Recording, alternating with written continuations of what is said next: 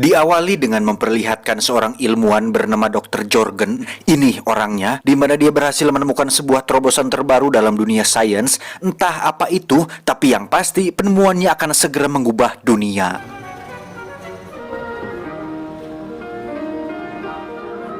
Lima tahun kemudian, diadakan sebuah seminar yang dihadiri para cendekiawan dan orang-orang besar, di mana sang moderator membuka sebuah kotak yang isinya adalah Dr. Jorgen seukuran jari tangan seorang manusia.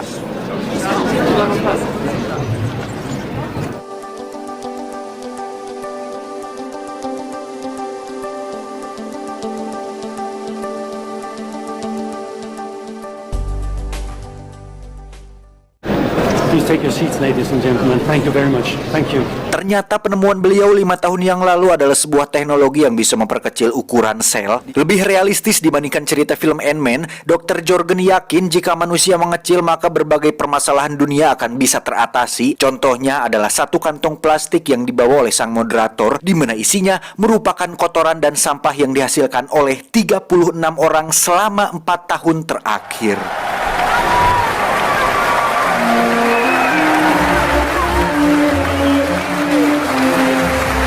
Dan inilah downsizing.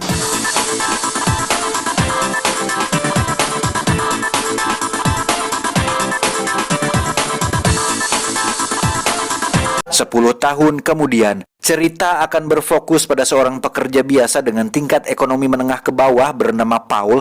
Ini orangnya. Pada tahun ini, penemuan Dr. Jorgen tentang pengecilan ukuran ternyata sudah bukan hal baru lagi, di mana dia dan sang istri yang sudah capek hidup sederhana akhirnya memutuskan untuk mengikuti program pengecilan tubuh setelah melihat bahwa temannya ternyata sudah melakukan hal itu lebih dulu. Teman pun mengatakan bahwa dengan hidup seukuran titik, mereka bisa merasakan kehidupan mewah yang tidak bisa mereka alami ketika dalam ukuran normal, dan itu cocok untuk orang-orang dengan kekayaan yang tidak seberapa. Suatu hari, Paul dan sang istri pun mendatangi sebuah tempat untuk menyaksikan demo tentang program pengecilan ukuran ini, di mana sang pembawa acara yang berukuran kecil itu pun menunjukkan berbagai kelebihan yang tidak bisa manusia normal rasakan, di antaranya rumah mewah, fasilitas perhiasan, dan kesejahteraan yang tiada tara. Bahkan dengan uang $85 atau sekitar 1 juta rupiah sekian, itu cukup untuk hidup selama 2 bulan dengan berbagai privilege setara orang kaya di dunia normal. Mereka pun konsultasi kepada sales yang menawarkan program pengecilan ini, di mana dia mengatakan bahwa tabungan senilai $150.000 milik Paul dan istrinya ditaksir akan menjadi uang senilai $125 juta atau sekitar 1,75 triliun rupiah di dunia kecil tersebut. Sehingga Paul dan istrinya tidak perlu bekerja lagi dan cukup menikmati hidup mereka selama 7 turunan bahkan tanjakan.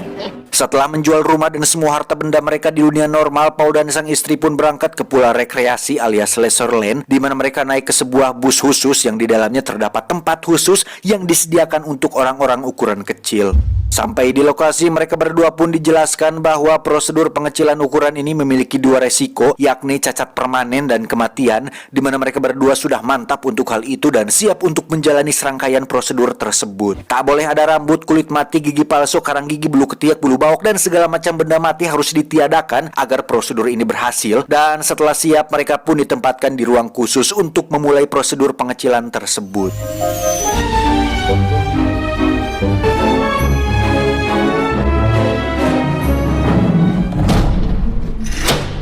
All clear. Setelah proses peminian berhasil, mereka pun dibawa untuk diserahkan kepada para perawat mini, di mana saat Paul bangun, dia pun langsung dikejutkan dengan sebuah fakta bahwa istrinya memutuskan untuk kabur dan membatalkan prosedurnya karena tidak sanggup untuk meninggalkan teman dan keluarganya. I can't leave my family. I can't leave my friends. I feel terrible. I let you down. I feel awful. Wait. You're not leaving me here. Karena tak ada prosedur pengembalian atau pembesaran untuk kembali menjadi normal, Paul pun terpaksa harus hidup sendiri di Leisureland dan menikmati hari-harinya di sebuah rumah mewah tanpa adanya seorang wanita yang menemani. 1 tahun kemudian, Paul pun memutuskan untuk bercerai dengan sang istri dan sebagian aset pun dibagi dua karena ada peraturan harta gono gini. Sehingga saat kekayaannya mulai menyusut, Paul pun terpaksa harus bekerja kantoran untuk menghidupi kebutuhannya. Lah, ngapain jadi kecil atuh kalau kerja maning mah. Sat. Thank you for calling Land's End. My name is Paul. How can I help you today?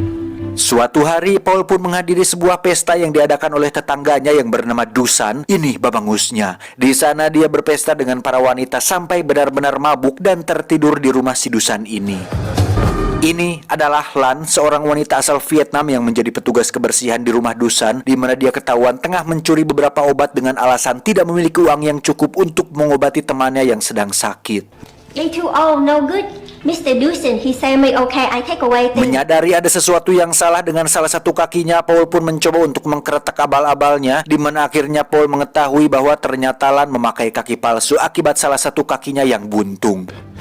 You gotta go to a specialist as soon as you can and get a whole new foot. Menganggap Paul adalah seorang dokter, Lan pun mengajak Paul ke tempat tinggalnya, di mana kita semua akan dibuat terkejut ketika mengetahui bahwa di dunia kecil ternyata ada tempat kumuh juga, sama seperti di dunia normal kita sekarang.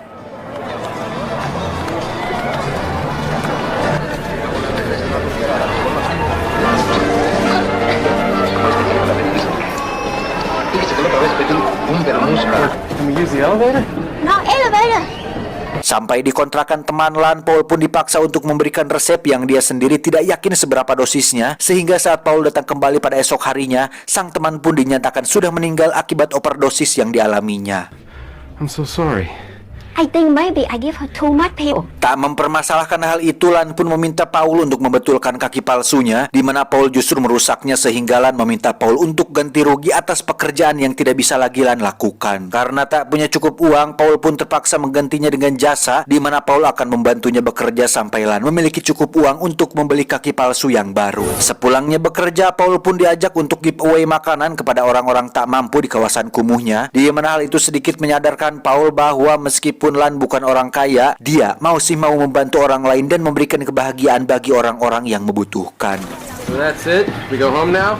Now we go church, pray Jesus. 2 bulan kemudian, Dusan pun terkejut ketika mengetahui bahwa Paul sekarang bekerja sebagai petugas kebersihan, di mana Paul meminta tolong kepada Dusan untuk membantunya agar bisa lepas dari si Lan ini. Setelah sedikit berdiskusi, akhirnya Lan diberitai bahwasannya Paul akan pergi ke Norwegia bersama Dusan, di mana Lan yang polos memaksa untuk ikut dengan Paul dan ingin terus ngintil dengannya kemanapun dia pergi. Mereka pun pergi ke Norwegia dengan sebuah kapal pesiar yang membawa beberapa botol vodka berukuran normal, di mana mereka semua akan melewati sungai yang indah.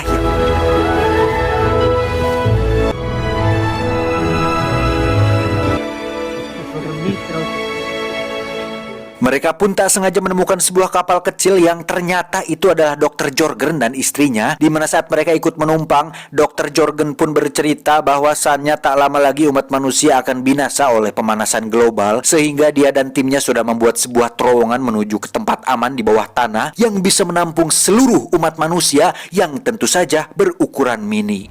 I didn't want to believe it. None of us did, but it is now an actuarial certainty. Earth will indeed purge itself of human life. Sampai di Norwegia, mereka pun langsung disambut oleh indahnya alam dan pemukiman yang asri, di mana itu semua dibangun oleh Dr. Jorgen dan timnya tepat di lokasi yang tidak ada nyamuk dan hewan-hewan kecil berbahaya yang bisa mengancam kehidupan para manusia mini.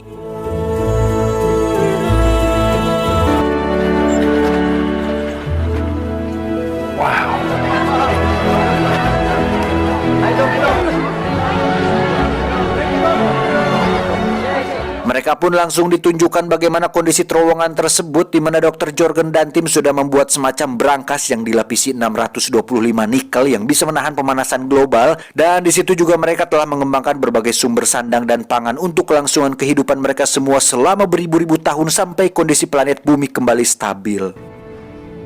I mean, isn't this brilliant? It's like Noah's Ark. Spacious and easily expandable to provide for future generations, just until the surface environment stabilizes. Teori kepunahan umat manusia ini tentu didasarkan atas penelitian oleh beberapa ilmuwan hebat di dunia, termasuk Dr. Jorgen, di mana mereka yakin bahwa dengan brankas yang telah mereka buat pada kedalaman 16 km ini bisa untuk umat manusia tetap bertahan dari berbagai bencana alam yang terjadi di masa depan. improbable a life form. Are you ready? Di saat Paul setuju dengan teori Dr. Jorgen, Lan dan Dusan ternyata tidak sependapat dengannya, di mana mereka berdua menganggap bahwa Dr. Jorgen dan umatnya tidak lebih dari hanya sebuah sekte yang terlalu takut untuk menghadapi kenyataan hidup di dunia nyata. Saat Paul memaksa Lan untuk mengajaknya masuk, dia pun tetap menolak hal tersebut dan memilih untuk terus berbuat baik kepada masyarakat daripada harus masuk ke dalam sebuah bahtera yang dibuat untuk tujuan yang belum jelas.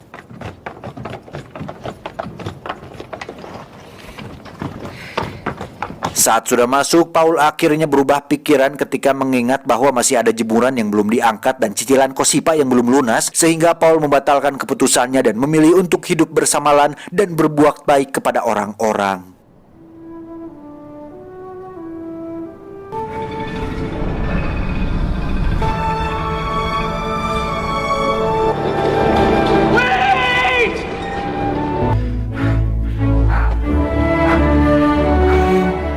Pada akhirnya, Paul pun menjalani kehidupan sebagai orang sederhana dan merasakan perasaan bahagia ketika dirinya berbagi dan memberikan kebahagiaan kepada orang-orang di sekitarnya, termasuk Lan yang sebentar lagi akan dinikahinya.